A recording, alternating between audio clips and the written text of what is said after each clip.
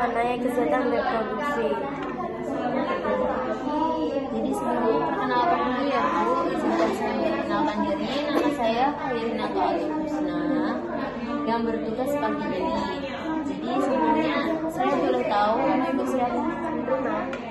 Ya. Jadi Ibu kesini mau berkonsultasi mengenai kesehatan reproduksi ya Bu. Jadi sebelumnya kesehatan reproduksi adalah suatu keadaan fisik, mental, dan sosial yang utuh, bukan hanya bebas dari penyakit atau kecacatan dalam segala aspek yang berhubungan dengan sistem reproduksi, fungsi, serta prosesnya. Nah, kemudian faktor apa saja yang mempengaruhi kesehatan reproduksi pada remaja ya? Jadi ada beberapa faktor ya Bu yang mempengaruhi kesehatan reproduksi pada remaja. Ada yang pertama ada kebersihan organ-organ genital. Selanjutnya ada akses terhadap pendidikan, hubungan seksual pranikah, penyalahgunaan nafsa, pengaruh media sosial, akses terhadap pelayanan kesehatan reproduksi, hubungan harmonis dengan keluarga, penyakit menular seksual, pengetahuan, perubahan psikis, dan determina remaja. Nah, kemudian resiko perilaku remaja saat ini itu apa aja risikonya? Jadi ada banyak risiko sebenarnya ya Bu. Tapi yang banyak itu hanya hamil di luar nikah, penyakit menular seksual, HIV atau AIDS Bu, yang banyak terjadi. Kemudian jenis penyakit yang menyerang reproduksi remaja itu apa saja Bu? Ada 7 penyakit ya Bu. Yang pertama tuh ada gonorrhea, trichomoniasis, ada sifilis, ada steroid, ada herpes genitalis, chlamydia, kondoma acuminata, genital warts. Itu adalah beberapa penyakit ya Bu yang menyerang pada reproduksi remaja. Kemudian, apakah penting remaja itu menjaga kebersihan dan kesehatan pribadinya? Kebersihan dan kesehatan pribadi bagi remaja itu sangat penting ya Bu. Kebersihan itu merupakan hal yang penting dalam pencegahan berbagai penyakit infeksi, menjaga kesegaran dan keindahan tubuh. Menjaga kebersihan tubuh sangat penting bagi semua orang yang terlebih pada remaja dengan banyak aktivitas gerak dan olahraga. Kan biasanya ada terinfeksi pencernaan ya Bu, terus ada kulit, tangan, kaki, kuku, alat kelamin, itu sangat perlu untuk dijaga ya Bu. Nah, kemudian cara mencegah penyakit menular seksual bagaimana caranya? Ada beberapa cara untuk mencegah penyakit menular seksual ya Bu. Yang pertama ada hindari perbuatan-perbuatan yang beresiko untuk kehidupanmu kelak. Terus tidak melakukan hubungan seksual sebelum menikah. Bagi remaja yang sudah menikah harus setia, artinya melakukan hubungan seksual tidak boleh dengan orang lain. Lalu berani menolak ajakan yang beresiko tertular PMS atau HIV/AIDS. Pilih teman yang berakhlak baik, lalu gunakanlah masa remajamu untuk hal-hal yang berguna.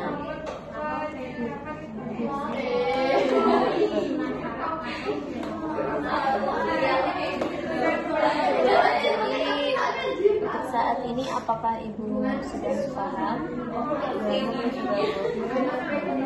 Apakah ada pertanyaan? Tidak ada.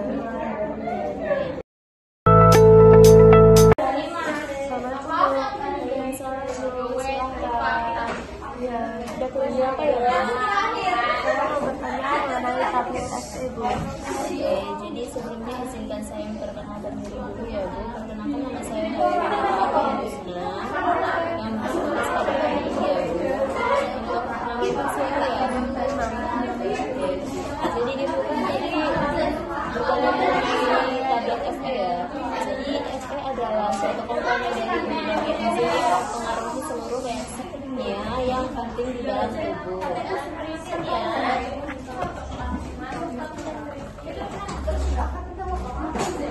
Terus kegunaannya tablet FE itu apa? Jadi tablet FE itu merupakan media transpirasi bagi oksigen dari paru-paru ke berbagai jaringan tubuh serta juga akan berfungsi sebagai katalis dalam proses perpindahan energi di dalam sel. Nah, kemudian kebutuhan FE selama hamil itu apa saja, Bu? Jadi kebutuhan zat besi pada kehamilan dengan janin tunggal 200 sampai 600 mg untuk memenuhi peningkatan massa sel darah merah 200 sampai 370 mg janin yang bergantung pada berat akhirnya. Sedangkan 150 sampai 200 mg untuk kehamilan eksternal dan 30 sampai 170 mg untuk tali pusat dan plasenta dan 90 sampai 310 mg untuk menghentikan darah yang hilang saat melahirkan. Kemudian kebutuhan FE sehari itu apa saja? Jadi kebutuhan FE atau dosis per harinya ya Bu, ibu hamil memerlukan rata-rata 3,5 sampai 4 mg zat besi per hari.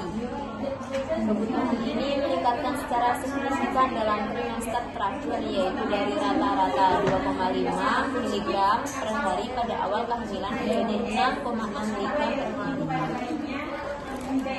Nah, waktu minum tablet FE itu baiknya yang pasti waktu kapan? Jadi tablet FE baiknya itu sebelum tidur ya Bu.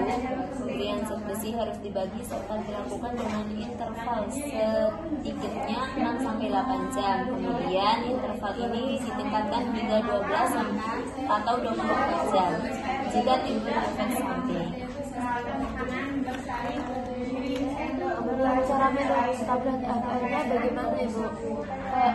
Tablet FE ini diminum 3 kali sehari di antara makan. Jadi pada saat perut kosong itu tidak boleh minum tablet FE ya Bu.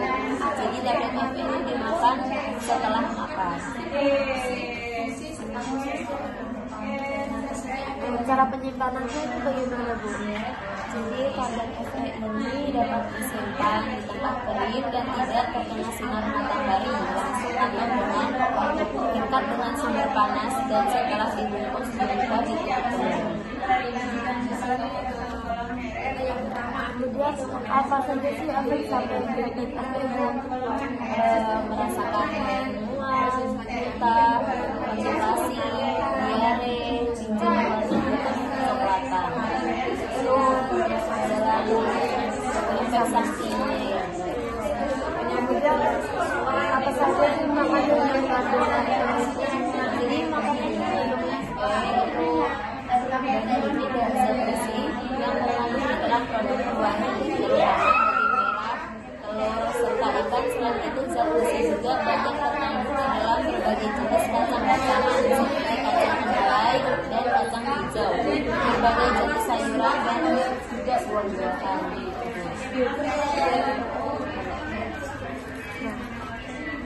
Makanan yang membantu untuk menyerapan FE itu ada apa aja? Ya, jadi makanan yang membantu penyerapan FE itu ada makannya yang mengandung vitamin C, makanan yang mengandung vitamin B12 ya Bu.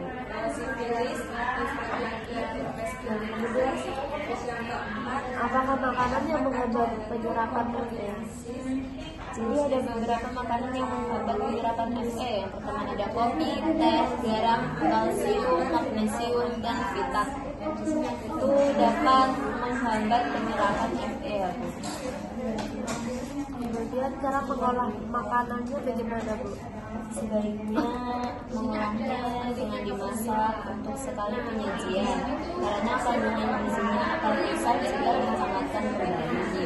Terus jangan mengkonsumsi setelah dimasak lebih dari 6 jam karena zat besinya sudah masuk ke dalam.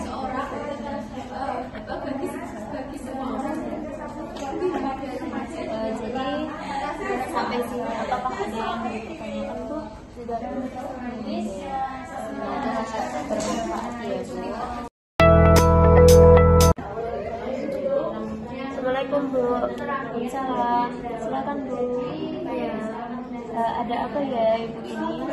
Ada gejala apa atau saya mau bertanya tentang mengenai HIV atau AIDS.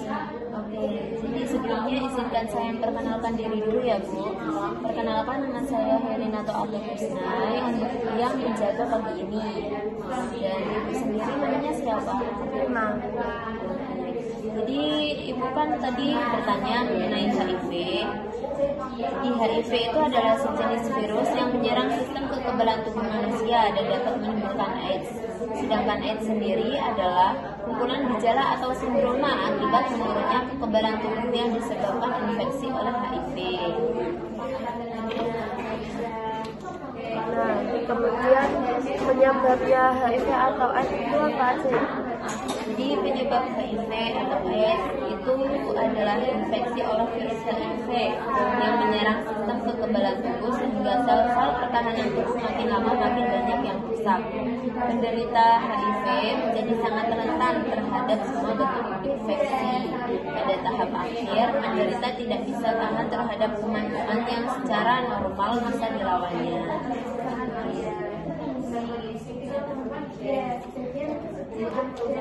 Nah, kemudian tanda dan gejalanya itu apa aja? Jadi gejala HIV itu ada gejala awal, lanjutan, sama akhir. Gejala penularan HIV yang awal terjadi beberapa hari atau beberapa minggu setelah terinfeksi HIV. Gejala-gejala ini hanya berlangsung beberapa hari atau beberapa minggu saja, lalu hilang dengan sendirinya. Seseorang mungkin akan menjadi sakit dengan gejala-gejala seperti flu, demam, rasa lemah dan lesu, sendi-sendi terasa nyeri, batuk, dan nyeri tenggorokan. Selanjutnya ada gejala lanjutan, yaitu adanya kerusakan pada sistem kekebalan tubuh, demam berkepanjangan, penurunan berat badan berlebihan lebih dari 10%, kelemahan tubuh yang mengganggu atau menurunkan aktivitas fisik sehari-hari, pembengkakan kelenjar di leher, lipat paha, dan ketiak, diare atau mencret terus-menerus tanpa sebab yang jelas. Lalu gejala akhir, pada umumnya penderita AIDS atau HIV akan meninggal dunia sekitar 2 tahun setelah gejala AIDS itu muncul. Terus bagaimana ya cara penularan dari HIV atau AIDS?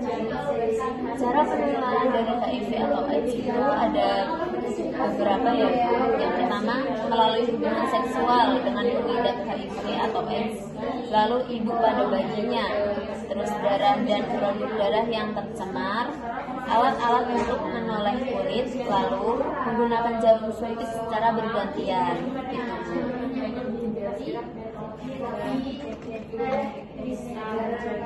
Nah, apakah HIV itu pasti menular ya? Tidak, jadi HIV itu bisa tidak menular melalui air mata, keringat, air liur, ludah, atau kencing. Lalu peralatan makan bersama, pakaian, toilet yang dipakai secara bersamaan, menggunakan pelan-pelan angin bersamaan, berpelukan, berjabat tangan, hidup serumah dengan penderita HIV, gigitan nyamuk, serta hubungan sosial yang lain itu tidak menyebabkan menularnya penyakit HIV. Gitu ya.